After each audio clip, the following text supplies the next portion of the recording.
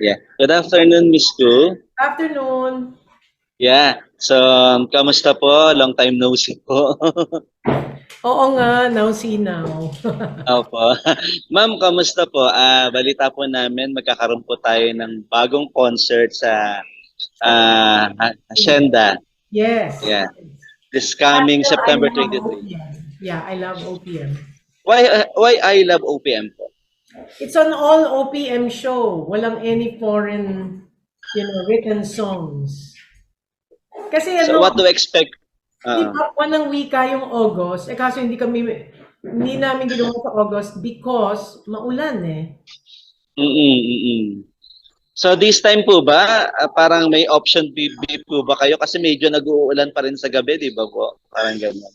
Um, we're believing that we will have a very good weather on the 23rd. What to expect, ma'am, from this I Love OPM concert compared dun sa ibang concert that you have sa Hacienda? Well, I invited si Marco Season. Isabella will also be there. I guess, she usually does our shows there. She's guesting. And then, si Megan, sinali ko kasi I know there's a lot of things that she's been through and I just want to encourage her. Meron siyang magandang bagong kantang sinulat, ang title, Ama.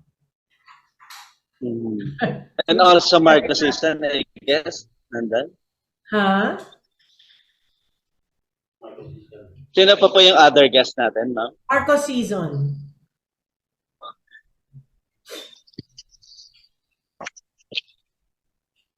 Yeah. So kumbaga kamusta po na magiging kasama nyo? I guess first time po ba si Megan na maging part ng concert ko? Yes, first time. What to expect? Makakarinig po ba tayo ng parang ano dito, duet or trio, something like that? We will do something together. Tapos ma'am, kasi parang syempre alam naman natin naging controversial si Miss Megan Aguilar before, di ba? Parang kayo po ba, parang hindi po kayo natatakot na parang maapektuhan po yung concert ninyo because, di ba, there's something na nangyari before about Megan, di ba, parang ganyan. Yeah. Well, that's why gusto ko sanang i-include mo sa article na to na tayong mga mas nakakaintindi, huwag tayong magpapaapekto dun sa past ng isang tao. Kasi Megan is already, she's very willing na, she's already in a program para magkaroon ng pagbabago ang buhay niya. So, Megan has been very humble, accepting the fact that she needs help. So, she's going to be an inspiration to others. She's already an inspiration to others kasi at saka mabibigyan niya ng gloria ang ating Diyos dahil nagba-Bible studies na siya ulit. Kasi nagba-Bible na yan dati eh. Nagba-Bible na yan dati pero I guess alam mo, we go through stuff na minsan lumalamig tayo tungkol sa Diyos, ang ating relationship. So ang akin lang, mabigyan siya ng pagkakataon and that she would feel, sabi ko nga sa kanya, very impossible that you will not make it back to make it as a performer again kung gagawin mo ang tama sa buhay mo. So, because ang Diyos na ang katulong mo. And I'm believing that she's really changing. Nakita ko na yung niya, pagbabago. Very short pa lang yung stay niya doon sa isang parang sanctuary na may Bible studies and all that. She has to go through the program. Kailangan gigising siyang maaga, meron silang Bible studies, tapos excuse me, merong exercise. Ayun. She looks so much healthier now. Na siya. Talagang, at least witness pala kayo, ma'am. Ako hindi ako natatakot. Witness kayo sa kanyang change. Yes, marami nagsasabi, maybe you shouldn't get involved with Megan kasi, yung ibang tao, kung anong nangyari sa kanila, sabi ko, hindi ako natatakot sa ganon. Dahil, kilala naman ako ng tao eh. Hindi, kahit ano pang sabihin ng ibang tao, alam nila yung history ko. Kahit taong hindi ko kilala, I'll tell you something tatanggapin ng cheque ko. Naiintindihan mo? Wala akong mga storyang niloloko ako ng tao or anything like that. So, that is my, ano ko yun, dahil ganun ang buhay eh. Ay, gusto ko matuwid ang buhay. Dahil gusto ko may gloria ang Diyos na sa buhay ko. May nakukuhang magandang glory si Lord, no? And I'm believing that Megan is going to be a very powerful tool and testimony to help others who have been through, the things that she's been through. Oo. Kaya bigyan natin siya ng pagkakataon. Ma'am, sabi, nga po, parang tanong ko lang po, paano po ba nabuo yung concert na to with Megan and with Marco? Parang si Megan po mismo yung lumapit sa inyo na sana magkaroon tayo ng concert before, or parang you approach Megan and Marco Sison to be part of your concert this time? No, hindi pa kasali si Megan talaga dito. Si Megan, I've been supporting Megan's yung sa sanctuary na yan about magfo 4 months na. So because we have this show, sabi ko, isasali ko na lang si Megan para naman, as I said, may encourage siya. Very talented si Megan. Ang ganda ng song niya. Sabi ko, you keep writing, sabi ko sa kanya, this is the time now where you can be alone with God, help others in that place, and, develop yourself, your personality, yung change na kailangan mo sa buhay mo. Just be prayerful. And then, sabi ko, yan ang kailangan mo ngayon eh. Hindi yung magulong buhay na lahat gusto mong pasukin, tapos yung problema ng dati mong mga relasyon, yung ganyan. Hindi yun ang importante ngayon, sabi ko sa kanya. Ang importante is your relationship with God becomes very strong.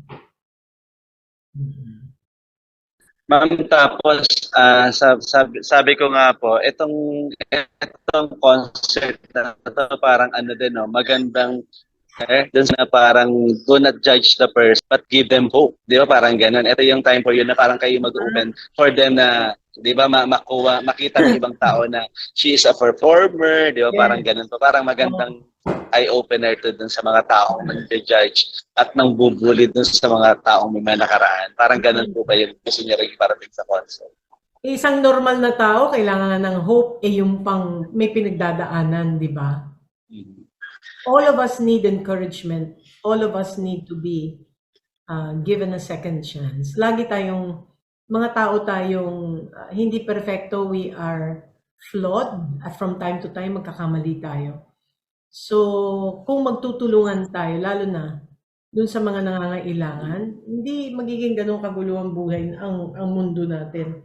There are so many people that are involved in so many trauma, mga issues sa buhay na kailangan hindi lang, you don't just sweep it, under the rug.